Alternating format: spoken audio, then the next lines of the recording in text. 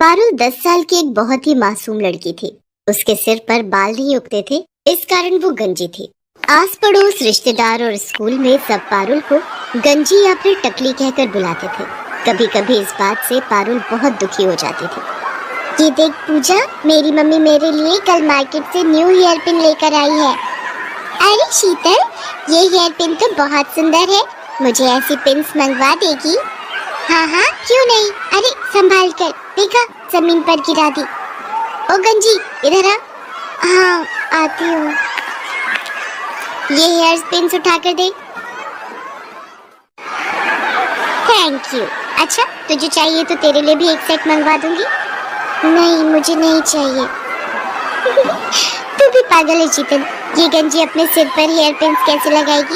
ये तो गंजी है, गंजी।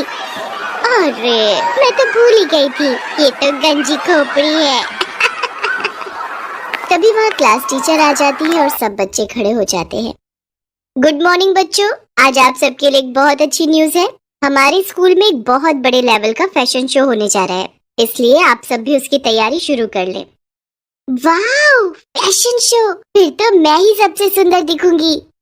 यार शीतल, तू तो बहुत घमंडी है, हम भी तो सुंदर लग सकते हैं। तू अपने बारे में क्यों सोचती है? ये बात तेरी अच्छी नहीं है।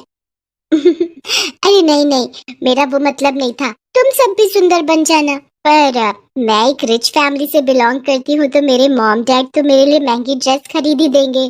तेरे मम्मी पापा तो जॉब करते हैं ना, तो तेरे लिए इतनी महंगी ड्रेस नहीं खरीद पाएंगे। और मेरे तो बाल भी कितने लंबे और सुंदर हैं। मैं तो अपने बालों में पार्लर से कोई भी अच्छा सा स्टाइल बनवा सकती हूँ। तुम लोगों के बाल भी बहुत छोटे छोटे हैं, बिल्कुल उस गंजी पारुल की तरह। शीतल की बातों को सुनकर पूजा गुस्से में आ जाती है, पर वो उस वक्त उसे कुछ नहीं कहती। पारुल रोती हुई घर जाती है।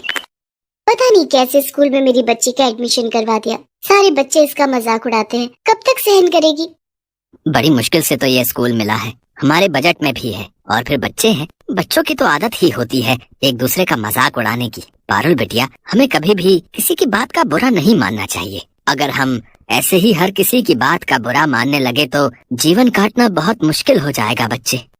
अगले दिन पारुल स्कूल के लिए निकली, पर आज वो जिस रास्ते से जाती थी उस रास्ते से ना जाकर दूसरे रास्ते से स्कूल की तरफ चली जाती है। पर वो मन ही मन सोच में थी, पता नहीं स्कूल जाने का बिल्कुल भी मन नहीं हो रहा। मेरे साथ ऐसा क्यों हुआ? मेरे सिर पर बाल क्यों नहीं है? अगर मेरे सिर पर भी बाल होते तो मैं कितनी सुंदर लग, फिर मेरा भी कोई मजाक नहीं उड़ाता। तभी पारुल को किसी के बुलाने की आवाज आती है। कोई बचाओ, मैं इस गड्ढे में गिर गई हूँ, मेरी मदद करो। अरे आप कौन हो? रुको, मैं आपको बाहर निकालती हूँ। इन्हें बचाने के लिए तो मुझे रस्सी की जरूरत पड़ेगी। अब क्या करूँ? वो एक रस्सी पड़ी हुई दिखाई दे रही है। किसी तरह पारुल उस रस्सी की सहायता से एक औरत को गड्ढे से बाहर निकालती है। तुम्हारा बहुत बहुत शुक्रिया बहादुर लड़की, तुमने मुझे गड्ढे से निकालकर मेरी जान बचाई। कोई बात नहीं, आप मुसीबत में थी और मेरी मम्मी कहती है कि मुसीबत में हमें सबकी सहायता करनी चाहिए। पर आप इस गड्ढे में कैसे गिरी? मेरा नाम सोफिया है, मैं एक जादूगरनी हूँ। मैं कल रात जब अपने घर वापस जा रही थी तो रात के अंधेरे में मुझे ये गड्ढा दिखाई नहीं दिया और मैं इस गड्ढे में गिर गई। अगर आप जादूगरनी हो तो आप इस गड्ढे से बाहर क्यों नहीं आ सकी? क्योंकि मेरा जादू सिर्फ दूसरों पर काम करता है, मैं अपने ऊपर अपने जादू का उपयोग नहीं कर सकती। तुमने मेरी सहायता की है, बताओ मैं तुम्हारी क्या मदद कर सकती हूँ? तुम्हें अगर मुझसे कुछ चाहिए तो मैं जादू से तुम्हें वो दे सकती हूँ। क्या आप जादू से कुछ भी दे सकती हो? हाँ बिल्कुल, तुम मुझसे जो भी मांगोगी और मेरे बस में होगा तो मैं अवश्य दूंगी। क्या आप मेरे सिर पर बाल उगा सकते हो?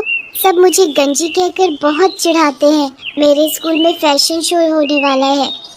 बस इतनी सी बात, अभी लो। जादूगरनी छड़ी घुमाए, सिर पर लंबे बाल आ जाए।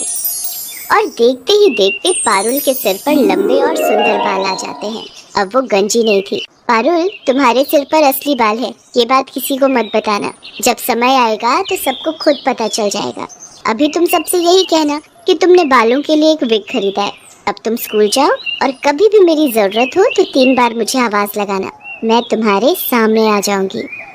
थैंक यू जादूगरनी आंटी, आप बहुत अच्छी हो। पारुल के सिर पर बाल आ जाते हैं और वो बहुत खुश होती है। उसके बाद वो स्कूल जाती है और सबको यही कहती है कि उसने बालों में विग लगवाई है। इस पर सब बच्चे हंसने लगते हैं।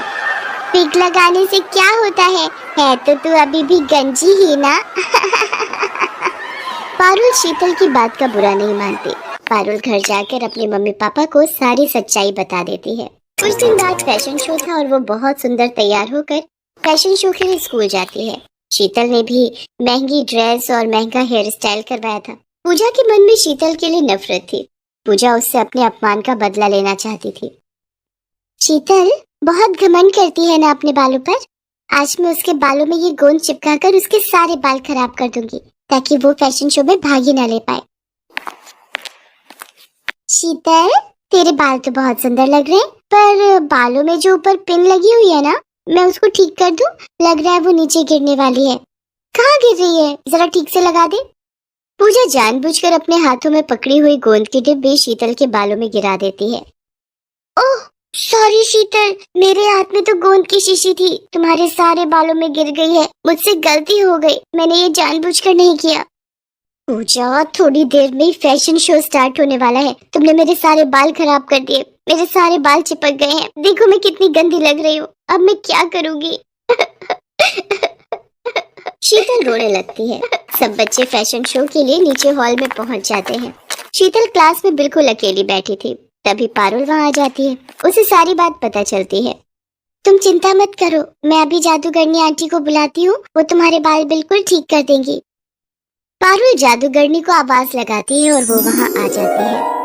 पारुल, शीतल ने तो हमेशा तुम्हारा मजाक उड़ाया है, फिर भी तुम इसकी मदद करना चाहती हो, पर इसके लिए एक शर्त है। अगर मैं शीतल के बाल ठीक करूंगी तो बदले में तुम्हें फिर से गंजा होना पड़ेगा। जादूगरनी आंटी, कोई बात नहीं, आप मुझे फिर से गंजा कर दो, पर मेरी दोस्त के बाल ठीक कर दो। शीतल पारुल की सारी बातें सुन रही थी। इसका मतलब पारुल के बाल असली हैं? इसने विग नहीं पहना? मैंने पारुल से कितनी नफरत की, उसका कितना मजाक उड़ाया, पर ये मेरे लिए फिर से गंजी होने को तैयार है। सचमुच मैं कितनी बुरी हूँ। पारुल कितनी अच्छी है। जादूगरनी आंटी, आप ऐसा कुछ मत करना, आप पारुल को फिर से गंजा मत करो। मैं फैशन शो में हिस्सा नहीं लूंगी, आप मेरे बाल ऐसे ही रहने दो। चिंता मत करो शीतल, मैं तो पारुल की परीक्षा ले रही थी, मैं ऐसा कुछ नहीं करूंगी। मैं तुम्हें सीख देना चाहती थी, कभी भी किसी से ईर्ष्या मत करना। ईर्ष्या करना बुरी बात है। पारुल, तुम सचमुच बहुत संस्कारी बच्ची हो। तुम्हारे माता पिता ने तुम्हें बहुत अच्छे संस्कार दिए हैं, इसलिए मैं तुम्हारे कहने पर शीतल के बाल ठीक कर देती हूँ। जादूगरनी शीतल के बाल ठीक कर देती है। मुझे माफ कर दो पारुल, मैंने हमेशा तुम्हारा मजाक उड़ाया। मेरी अपनी दोस्त पूजा मेरे साथ गलत कर गई। मैं सबको बताऊंगी कि तुम बहुत अच्छी हो। पारुल, अब मैं चलती हूँ। अब मैं कुछ समय के लिए यहाँ से दूर जा रही हूँ, इसलिए मेरा तुमसे मिलना नहीं हो पाएगा। मैं जब भी वापस आऊंगी तो तुमसे जरूर मिलूंगी।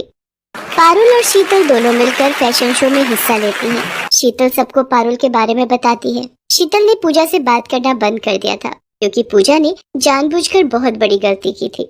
उस दिन से पारुल और शीतल दोनों अच्छी दोस्त बन जाते हैं। पारुल ने हमेशा दूसरों की मदद की, और जो दूसरों की मदद करता है हमेशा उसके साथ अच्छा ही होता है।